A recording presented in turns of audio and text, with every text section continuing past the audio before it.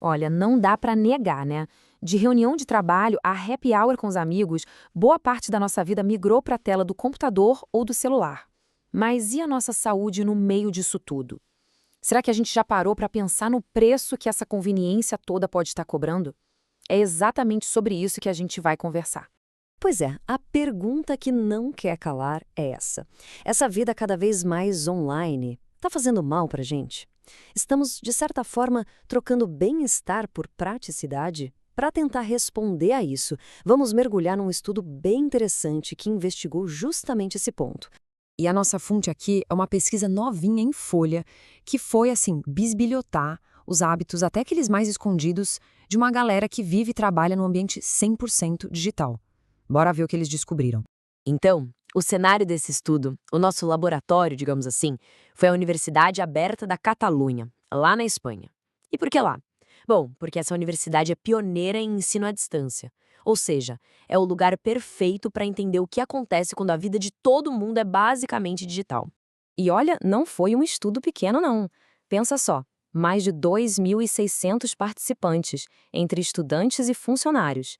Todo mundo abriu o jogo e compartilhou um monte de detalhes sobre o próprio estilo de vida. Isso dá uma base de dados super sólida, né? Um verdadeiro raio-x da vida online. E eles foram a fundo, sabe? Queriam saber de tudo. O que a galera comia, se fazia exercício, quanto tempo ficava sentada, se o sono era bom e até como andava o bem-estar emocional. Foi um pente fino completo na saúde dessa comunidade. Ok, para começar a entender a alimentação de todo mundo, os pesquisadores usaram uma ferramenta bem específica, chamada Rezos. Vamos ver do que se trata. Então, ACES é uma sigla em inglês para dieta saudável e sustentável. Mas, para simplificar, imagina que é tipo um boletim escolar para alimentação. Ele dá uma nota de -1 a 10, avaliando quão saudável é o que a pessoa come, com base nas diretrizes da Espanha. E o sistema de notas é bem fácil de entender. Comidas bacanas para a saúde, tipo leguminosas, nozes, vegetais, frutas, elas fazem a nota subir. Agora, aquilo que a gente sabe que não ajuda tanto, como carne processada, doces, fast food, refri, joga a nota lá para baixo. Simples assim. E aí, quando a gente olha os resultados, fica bem claro onde o bicho pega. Dá uma olhada nas barrinhas de leguminosas e vegetais. O consumo está bem abaixo do que deveria ser. Por outro lado, o de carne processada e doces, lá em cima, muito acima do recomendado. A imagem fala por si, né? E aqui tem um ponto super curioso, quase uma contradição. Olha só. Quando perguntaram para os estudantes como eles definiam a própria dieta, 77% disseram que era uma dieta rica em plantas. Só que a gente acabou de ver nos dados que a realidade não era bem essa. Existe um abismo entre o que as pessoas pensam que fazem e o que elas fazem de verdade. Ok, então depois de ver tudo isso, a grande pergunta é, no final das contas, qual foi a nota dessa galera no boletim da alimentação? Para os estudantes, a média ficou em 5,9 de 10. Sabe aquele famoso passou raspando? Não é uma nota terrível, mas está longe de ser boa. Mostra que tem muito, mas muito espaço para melhorar. Já os funcionários foram um pouquinho melhor, 6,2 de 10. Ainda assim, na mesma faixa do suficiente, sabe? O que mostra que esse padrão de alimentação, mais ou menos, era geral na comunidade toda. Mas a coisa fica ainda mais interessante quando os pesquisadores resolveram separar os dados entre homens e mulheres. Eles encontraram uma coisa que não estavam esperando, algo que eles chamaram de paradoxo de gênero. Olha que coisa, as mulheres, no geral, tinham dietas mais saudáveis, com notas melhores no EJSUS. Só que, ao mesmo tempo, elas reportaram mais estresse, uma qualidade de sono pior e mais tempo sentadas. Ou seja, comer melhor não estava se refletindo num bem-estar geral melhor para elas. Isso levanta um monte de questões sobre as pressões diferentes que as mulheres enfrentam nesse ambiente digital, né? E esse paradoxo todo leva a gente para uma das sacadas mais importantes do estudo.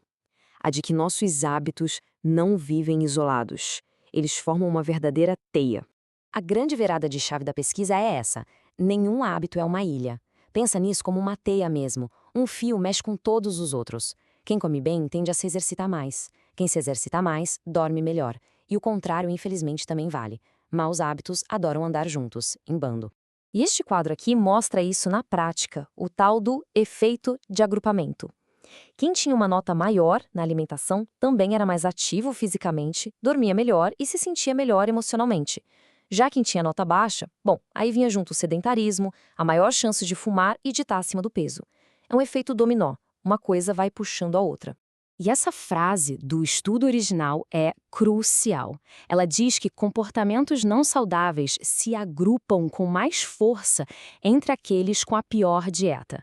Ou seja, a alimentação parece ser a peça central, sabe, o pilar que ou segura a estrutura toda ou deixa tudo desmoronar. Tá, legal. Mas e aí? O que a gente faz com essa informação toda? Como que a gente pode usar o que foi descoberto aqui na nossa vida? A mensagem principal é bem clara. Não adianta tentar apagar um incêndio de cada vez. Atacar um hábito isolado tem pouco efeito. A saúde é um sistema integrado. Se você melhora a alimentação, talvez durma melhor, e dormindo melhor, vai ter mais pique para se exercitar. Uma coisa alavanca a outra. Então, resumindo os grandes aprendizados aqui. Primeiro, mexer em uma peça-chave como a dieta pode gerar um efeito dominó positivo em todo o resto. Segundo, nossos ambientes digitais, seja para trabalho ou estudo, precisam ser pensados para ajudar a nossa saúde e não para atrapalhar. E terceiro, não dá para tratar todo mundo igual. Abordagens que levam em conta as diferenças, como as de gênero, são fundamentais. No final das contas, essa universidade online funciona como um grande espelho.